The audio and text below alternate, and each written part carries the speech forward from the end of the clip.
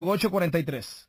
Sin anestesia, con Carlos Loret de Mola. Hoy divulgó el INE los datos de rating, de audiencia del debate presidencial, el más visto en la historia.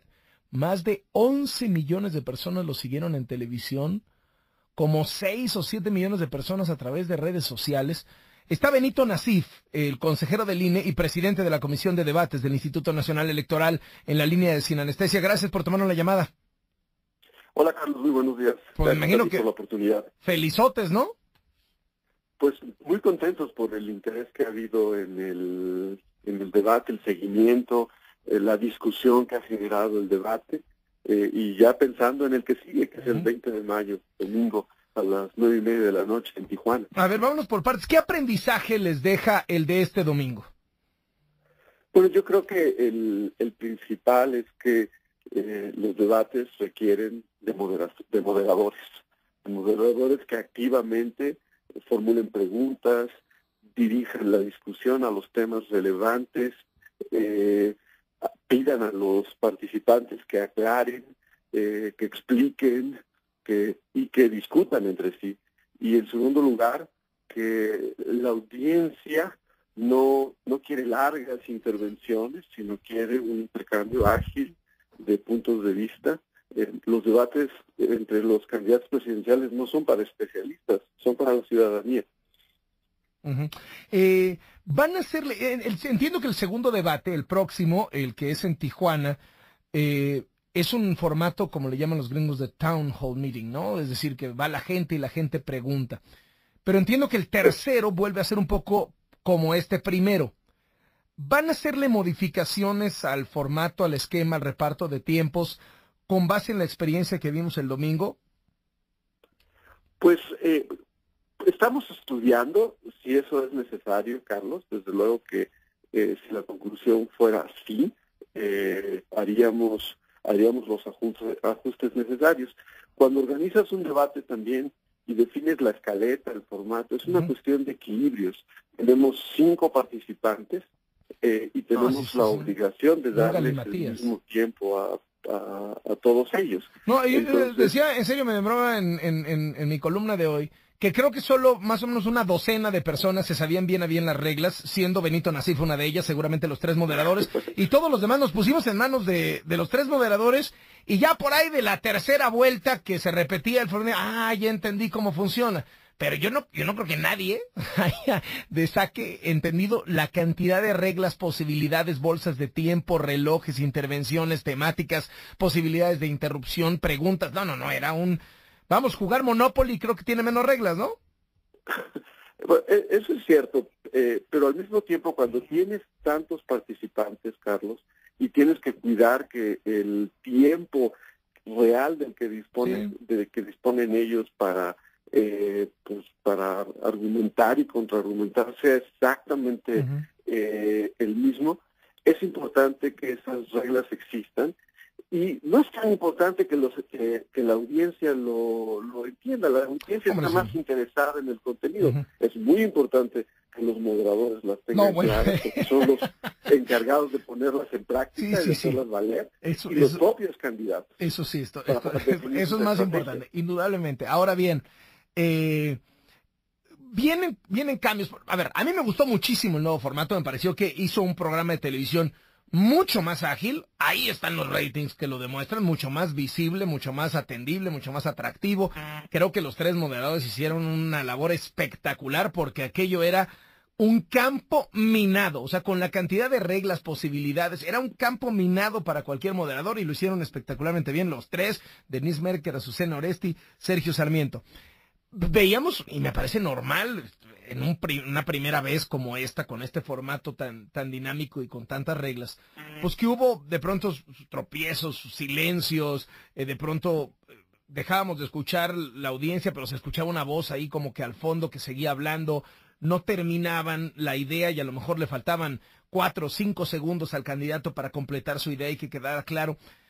¿Hay modo de irse, y yo planteaba la propuesta en mi columna el día de hoy, hay modo de irse a un esquema en donde se abra el micrófono, donde sea el debate a micrófono abierto, como se han dado experiencias ya incluso durante esta campaña con los dirigentes de los partidos, con los coordinadores de campaña, en donde los moderadores pues tengan más o menos el control del reloj para garantizarles a todos más o menos el mismo tiempo, pero que esté abierto para que puedan incluso engancharse, confrontarse, interactuar uno contra uno o dos contra uno, etcétera, etcétera, y todavía avanzar más en apertura, avanzar más en atractivo y sobre todo pues que no se interrumpan cuando faltan 4 o 5 segunditos o algo de esa naturaleza. Sí, lo leí en tu columna, me parece muy interesante. Lo tendríamos que plantear con las restricciones del debate, que tienes 5 participantes, sí, que tienes que darles el mismo tiempo a todos. Por eso introdujimos el segmento de las bolsas de tiempo, donde pudieran ellos con mayor libertad pues hacer intervenciones muy breves o no más largas de 1 minuto. Esa fue una regla pues que le dio mucha fluidez, agilidad al debate, la de no permitir intervenciones de más de 1 minuto, pero al mismo tiempo les puso una restricción a los candidatos. Si flexibilizas eso, por otro lado, corres el riesgo de perder el control de la duración del debate, de tener intervenciones demasiado largas. Como decía hace un momento, Carlos, es un tema de equilibrios. Algunas cosas tendrás que sacrificarlas a cambio de otras. Digamos que no hay formato perfecto. Entiendo el punto de vista de ustedes. Ahora, ¿qué tan reacios están los candidatos a formatos más abiertos todavía? El tema central para los representantes es la equidad en los tiempos. Siempre lo han insistido de esa manera en las reuniones de trabajo. Sí, eso se entiende. Pero, por ejemplo, en las mesas que a veces se organizan y demás, termina siendo más o menos 1 minuto todos los participantes. Y no necesariamente ocupar hasta el último segundo. Incluso hubo momentos de las bolsas de tiempo en donde pues quedaban algunos segunditos, medio minuto por ahí sueltos. Y no pasa nada, pues. O sea, es decir, todo el mundo dice lo que dice lo que quiere, etcétera, etcétera. Y a lo mejor algo así podría, no sé, en fin. Ya lo veremos. ¿Cómo es el siguiente formato?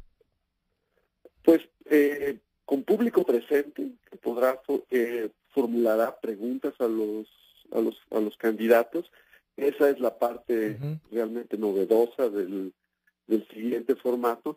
Y luego los componentes que vimos en Carlos, que es moderación activa, con preguntas de seguimiento. O sea, la gente que va, el público plantea la pregunta, pero los moderadores, en este caso León Krause y Yuridia Sierra, pueden repreguntarse, a ver, conteste, ¿no?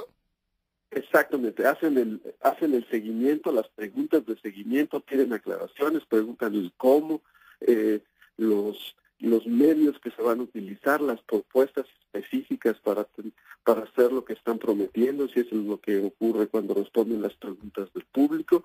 Ese elemento va a estar presente también y creo que es una parte fundamental de los debates. Necesitas moderadores. ¿Cómo se seleccionan las personas que van a ir? ¿Cómo se seleccionan a los que van a preguntar? Porque me imagino que van a haber muchos más asistentes que los que van a poder participar con una pregunta. ¿Cómo va a funcionar esto? Es correcto. Se hace primero una selección a partir de una muestra aleatoria para invitarlos a participar, que se escoge entre ciudadanos que aún no han decidido por quién votar, Carlos.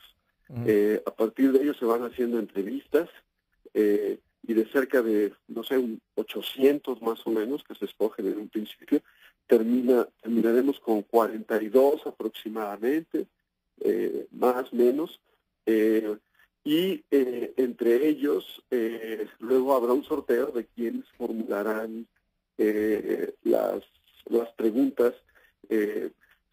Hay toda una metodología para formularlas, porque tiene que haber mucha coordinación entre quienes formulan las preguntas y los moderadores y la producción. ¿Y los vuelan a todos a Tijuana? ¿Les invitan el boleto, el hospedaje, etcétera? No, es un público local de la ciudad. Todos son de allá. Okay. Pero están representados entre los que le van a uno, a otro, etcétera. Se busca que no sean personas que todavía siguen pensando por quién van a votar. Y luego pues ya escogen ellos sus preguntas. ¿Las ensayan? Sí, se ensayan las preguntas con moderadores. ¿Los candidatos van a saber las preguntas? No, solo los ciudadanos y los moderadores. Bueno, ¿y qué pasa si la final del fútbol se va a penales? Pues tal vez terminan los penales justo cuando el debate está empezando.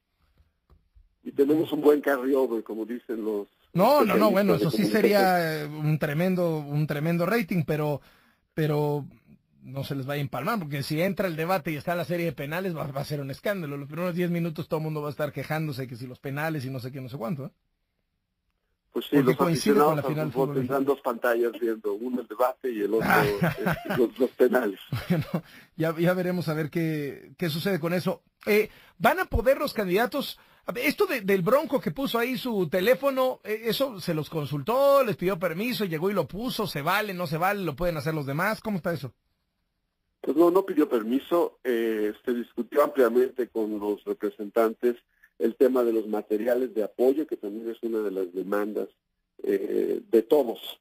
Y la regla fue autorizar los materiales de apoyo, pero nadie pensó que esa cartulina con el teléfono y para mensajes de WhatsApp iba a ser parte de...